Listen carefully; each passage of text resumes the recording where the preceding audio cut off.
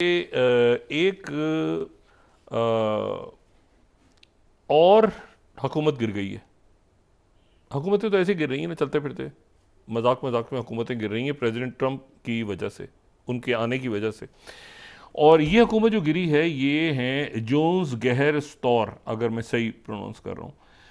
Jones गहर store जो हैं ये नॉर्वे की हुकूमत गिर गई है, नॉर्वे की हुकूमत।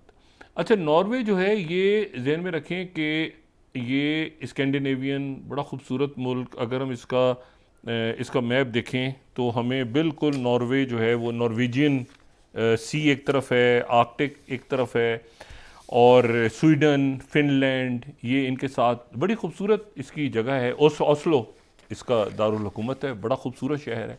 अच्छा, इनकी हुकूमत गिर गई है। अच्छा, इनका ये जो है ना नॉर्वे, इसकी आम बात यह है कि ये नेटो का रुकन है, ईयू का नहीं है। ये नेटो का रुकन है, ईयू का नहीं है। और 2 दफा वहां रेफरेंडम हो चुके हैं कि ईयू में हमें जाना है कि नहीं। तो हर दफा रेफरेंडम जो है उसमें लोग कहते हैं कि हमने ईयू में नहीं जाना। ये एक, और दुनिया के चंद खुशहाल तरीन मुल्कों में से एक है। सबसे ज़्यादा खुश हो रहे, जो कहते हैं ना खुश कौन से मुल्क के लोग हैं, तो नॉर्वे का नाम आता है। हेल्थ की फैसिलिटी तो नॉर्वे का बड़ा ज़बरदस्त मुल्क है। इनकी हुकूमत इसलिए गिरी है कि इनके जो प्राइम मिनिस्टर हैं, लेकिन जाहिर है कि यूरोप का ही हिस्सा है। तो अच्छा, इसकी तारीख में भी ध्यान में रखें कि ये वो नॉर्वे है तारीख में जो एक ज़माने में ये डेनमार्क के अंडर रहा है।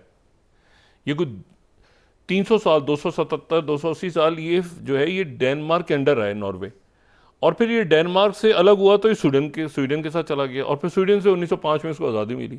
तो डेनमार्क, एक तो इसकी हिस्ट्री, ये स्वीडन और डेनमार्क और दरमियान में जो है नॉर्वे, तो एक ज़माने में ये हिस्सा था बाकायदा डेनमार्क का राज था इसके ऊपर। फिर ये स्वीडन का इसके ऊपर राज हो गया, फिर ये आज़ाद हो गया।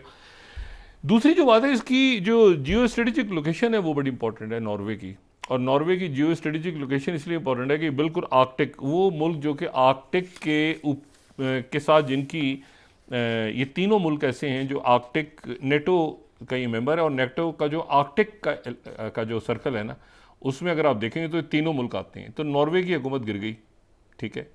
अच्छा, और नॉर्वे की हुकूमत कोलैप्स हो गई, और इसलिए कि वो वहाँ पे ईयू के जो कवानीन है वो नाफिज करना चाह रहे थे। उनकी अपनी पार्टी कोलिजन गवर्नमेंट थी, वो हटी, आगे पीछे हुई, नॉर्वे गवर्नमेंट कोलैप्स हो गई। आज एक हुकूमत गिर गई। और मैंने कहा यूरोप के अंदर इस वक्त चलते फिरते इनके ओस्लो से भी ताल्लुकात अच्छे, ओस्लो के ब्रसेल्स से ताल्लुकात अच्छे नहीं रहे, क्योंकि ईयू में नहीं है ना, तो उसकी वजह से कोई मतलब एक, लेकिन प्रेशर तो था जाहिर है। और ईयू, अब यूरोप पूरा कंसिडर कर रहा है कि फौरी तौर पे जो पीस डील होनी है उसमें गैस दोबारा हम रशिया के साथ लेना शुरू कर दें, पीस डील का हिस्सा बनाए।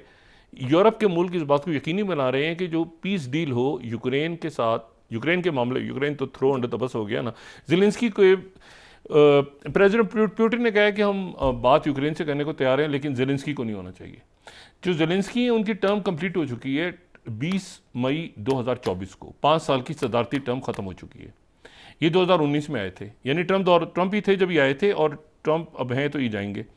तो उस वक्त ये हुआ था कि लेकिन मई 2024 में इन्होंने कहा मैं तो वॉर टाइम प्रेसिडेंट हूँ यहाँ का। बाइडन ने कहा ठीक है, और बाकी यूरोप के लोगों ने भी कहा ठीक है, कोई मसला नहीं है, तुम ही चलो आगे। तो चलते गए, तो ये अब इनकी मुद्दत ख़त्म हो चुकी है। अब पुतिन ने ये कहा है कि मैं यूक्रेन के मसले पर बात करने को तैयार हूँ, माइनस ज़ेलेंस्की। तो ज़ेलेंस्की तो throw under the bus. Europe ने डिसाइड करना शुरू कर दिया है कि हम पीस डील का हिस्सा बनाएं कि हमें गैस वहाँ से मिले, और एक गवर्नमेंट साथ ही गिर गई है, क्योंकि ये अब तेज़ी के साथ पुतिन के साथ मामला। अच्छा, वहाँ पर इसराइल में बड़ी इंटरेस्टिंग 2-3 वाक़यात हुए हैं, और वो जो वाक़या है वो एक तो प्रिजनर्स एक्सचेंज हो सर, एग्जीक्यूटिव ऑर्डर जो 2-3 साइन हुए, पहले मैं उस पर ज़रा बात कर लूँ। एक तो ये है कि वाइट हाउस ने, एक तो ये उनकी तरफ से आए 11th अगर हम देखें तो उन्होंने कहा है कि रेडिकल इंडोक्ट्रिनेशन स्कूलों के बारे में, स्कूल्स जो हैं उन्होंने कहा है कि जो K-1-2 स्कूलिंग है, तो इसको यहाँ पर इस लेवल पर K-1 और 2 स्कूलिंग जो है यहाँ पर इंडोक्ट्रिनेशन जो है उसको हमने ख़त्म करना है। ये अगर मैं 11वीं स्लाइड यहाँ पे दिखाऊँ तो ये इनका हमें नज़र आ रहा है, एक एग्जीक्यूटिव ऑर्डर, और उसमें ये कह रहे हैं कि भाई हमने जो है वो बच्चों को ये पढ़ाना है कि अमेरिका का अमेरिका क्या है, अमेरिका की तारीख क्या है, अमेरिका का मतलब है कि कौमी नज़रिया क्या है, अमेरिका का सलामती नज़रिया। मुझे पता नहीं क्यों लग रहा है ये कुछ पीका ऑर्डिनेंस से मुतासर होकर इनका एक ऑर्डर है। उन्होंने कहा कोई ख़बरदार किसी ने कोई मुल्क के मफादात कोई बहस भी की, अगर आगे आप पढ़े ना तो ये कहते कोई बहस भी की, अमेरिकन एंटी अमेरिकन आइडियोलॉजीज़ पता चल गई, रेडिकल फलाना ये आगे पीछे लंबा चौड़ा उन्होंने पूरा डाल के, और ये मासूम बच्चों को के साथ कोई बहस छिड़ी, ये किया वो किया, ये कंफ्यूज हो गए बच्चे, और ये जो है ये डिस्ट्रेस हो गया, ये हो गया वो हो गया, जैसे हुआ आगे पीछे करके तो ये स्कूल से इनके बच्चों को तो कुछ नहीं करेंगे, पता नहीं बच्चों को कुछ सजा मिल जाए, इनके पेरेंट्स को जो है ना, स्कूलों को जहाँ पर पता चला कि ये सारा हो रहा है। और K12, अच्छा ये K12 क्या है? ये K12 है वो जिसको हम किंडर गार्डन कहते हैं ना, किंडर गार्डन। फ्रेडरिक फ्रोबल एक जर्मन थे, तो उन्होंने ये सिस्टम निकाला था जिसको हम किंडर गार्डन कहते हैं, और किंडर गार्डन का मतलब है बच्चों का बाग। तो उस वक्त उन्होंने 1837-38 में शायद ये सिस्टम इंट्रोड्यूस कराया था, जिसको पाकिस्तान में हम कहते हैं KG1 KG2 किंडर गार्डन। और वो ये हुआ कि जर्मनी में बैन हो गया, जर्मन थे, जर्मनी ने बैन कर दिया इसको, लेकिन पूरी दुनिया में किंडर गार्डन पॉपुलर हो गया। तो अमेरिका में ख़ास तौर पे किंडर गार्डन बड़ा पॉपुलर है, अमेरिका में किंडर गार्डन पॉपुलर है। और दूसरा उसमें फिर ये हो कि इटालियन डॉक्टर आई पिछली सदी के शुरू में 1903, 4, 5 में, वो इटालियन डॉक्टर थी, साथ ही वो जो है उनका नाम था डॉक्टर मारिया मॉन्टेसोरी।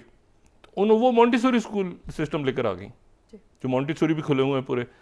तो वो एनीवे तो पाकिस्तान और ये बरसगीर यहाँ पे मॉन्टेसोरी तो आया ना जब, और ये दोनों तरीके जो थे ये उस वक्त आए जब वहाँ से स्टार्ट हुआ ये बरतानवी राज और ये सारे सिलसिले शुरू हुए। तो जो उनका तरीक़ा तालीम था तो उसके साथ ही फिर उन्होंने जो है वो इसको भी उन्होंने किंडर गार्डन स्कूल्स को कहा है कि आपकी फंडिंग सारी बंद हो जाएगी।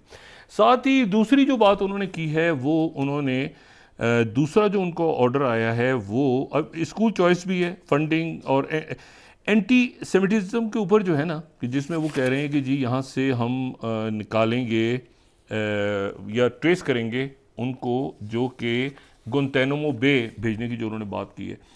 तो ये जो है ये उन्होंने बात की। अच्छा, expanding educational freedom opportunity for families, ये 14th स्लाइड हम देखें तो एक और ये स्कूलों से मुतल्लिक है।